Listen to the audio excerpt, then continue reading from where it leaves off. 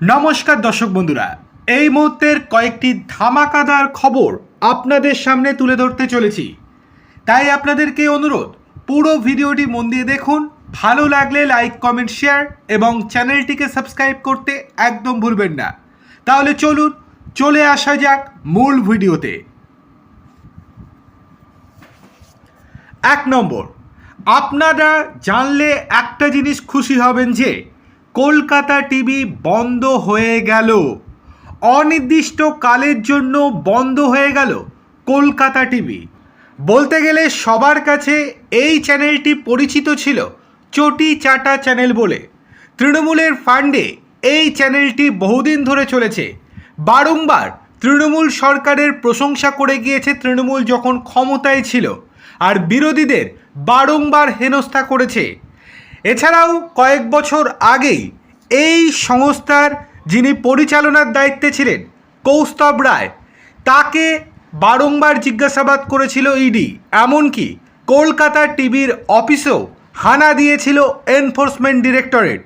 চ্যানেলটির পরিচালনার দায়িত্বে ছিলেন কৌস্তব রায়।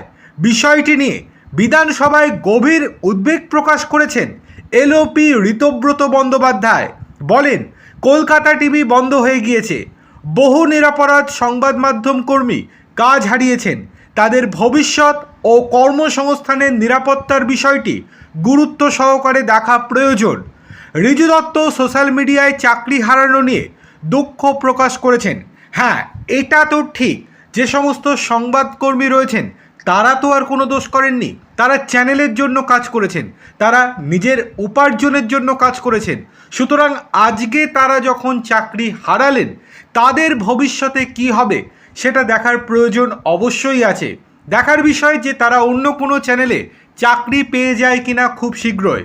আর এই দিকে কলকাতা টিভি আর ভবিষ্যতে চালু হবে কিনা সেই নিয়ে একটা অনিশ্চয়তা তৈরি হয়েছে। চলে আসি পরের গুরুত্বপূর্ণ খবরে। এবার নাকাশিপাড়া কাণ্ডে নাম জড়ালো তৃণমূলের সাধারণ সম্পাদক অভিষেক বন্দ্যোপাধ্যায়ের। নদিয়ার নাকাশিপাড়ায় প্রায় 1100 বিঘা সরকারি খাস জমির মাটি ও মূল্যবান গাছ কেটে পাচারের অভিযোগে তোলপাড় রাজ্য রাজনীতি। এই চাঞ্চল্যকর ঘটনায় এবার নাম জড়ালো খোদ কালীঘাট তৃণমূলের সাধারণ সম্পাদক তথা সাংসদ অভিষেক বন্দ্যোপাধ্যায়ের। মূল্যবান সেগুন ও মেহগনি গাছ কেটে নেওয়া, সরকারি খাস জমির মাটি খোঁড়া এবং স্থানীয় আদিবাসীদের ওপর হেনস্থা ও নির্যাতনের অভিযোগে অভিষেক বন্দ্যোপাধ্যায় সহ মোট 12 জনের বিরুদ্ধে কৃষ্ণনগর জেলা আদালতে মামলা দায়ের করা হয়েছে গতকাল বৃহস্পতিবার।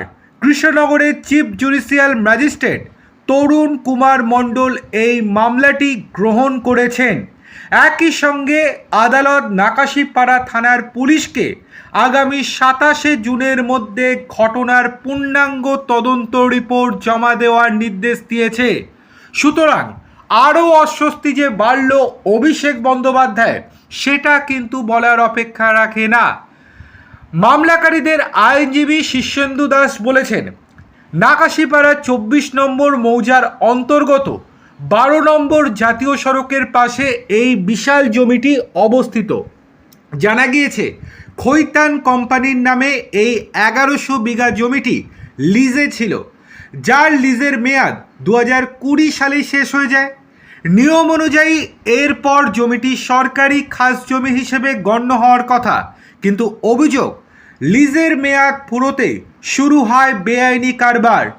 নাকাশিপাড়ার বাসিন্দা পরাশর মণ্ডল, সঞ্জয় দাস, রঞ্জিত বিশ্বাস ও অশোক হালদার এই 4 জন মিলে যৌথভাবে আদালতে মামলাটি দায়ের করেছেন।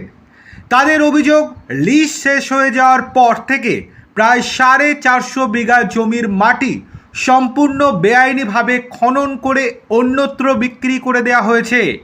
জমিতে থাকা কয়েক হাজার অত্যন্ত মূল্যবান মেহগনি ও সেগুন গাছ কেটে পাচার করা হয়েছে।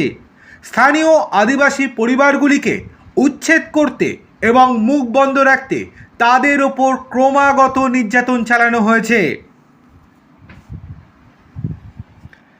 মামলাকারী পক্ষের আইনজীবী শীর্ষেন্দু দাসের আরও দাবি, এই গোটা দুর্নীতির নেপথ্যে প্রভাবশালী যুক্ত রয়েছে সেটা সকলেই জানেন। তিনি বলেন, এই বিপুল পরিমাণ খাস জমির মাটি ও গাছ চুরির পেছনে অভিষেক বন্দ্যোপাধ্যায়ের প্রত্যক্ষ নির্দেশ রয়েছে।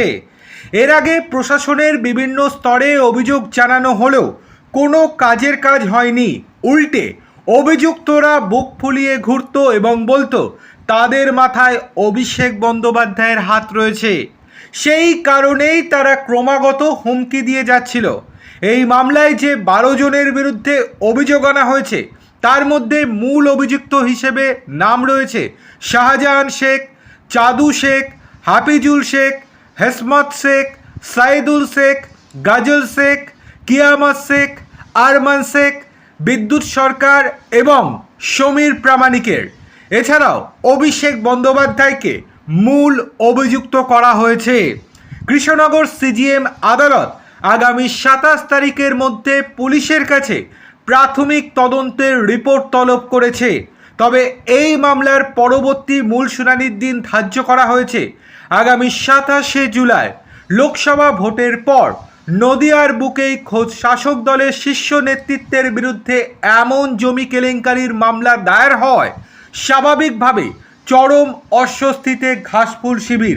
এই নিয়ে শুরু হয়েছে তীব্র রাজনৈতিক চাপানোতর। চলে আসি পরের গুরুত্বপূর্ণ খবরে। গুজরাট উত্তরপ্রদেশের অনুসরণে সংগঠিত সমাজবিরোধী কার্যকলাপের বিরুদ্ধে কড়া আইন তৈরি করছে শুভেন্দু অধিকারীর সরকার। The West Bengal public safety and control of anti social activities bill 2026 নামাঙ্কিত এই বিলের গেজেট নোটিফিকেশন হয়েছে গত বুধবার। সোমবার বিধানসভায় বিলটি পেশ করা হতে পারে। এই বিলের সঙ্গে পেশ হতে চলেছে West Bengal maintenance of public order 1972 আইনের সংশোধনী বিল। এই সংশোধনী বিলকেই আইনে পরিণত করে যে কোনো সরকারি ও বেসরকারি সম্পত্তি ভাঙচুর এবং ধ্বংসের ঘটনায় অভিযুক্তদের কাছ থেকে মোটা অঙ্কের ক্ষতিপূরণ আদায়ের রাস্তা তৈরি করছে সরকার। রাজ্য বিজেপি ক্ষমতায় আসার পরে মুখ্যমন্ত্রী আভাস দিয়েছিলেন সংগঠিত সমাজবিরোধী কার্যকলাপের বিরুদ্ধে কঠোর আইন আনা হবে। বিধানসভায় রাজ্যপালের ভাষণে ধন্যবাদসূচক বক্তব্যে তিনি জানিয়ে দেন, চলতি অধিবেশনেই এই আইন আনা হচ্ছে।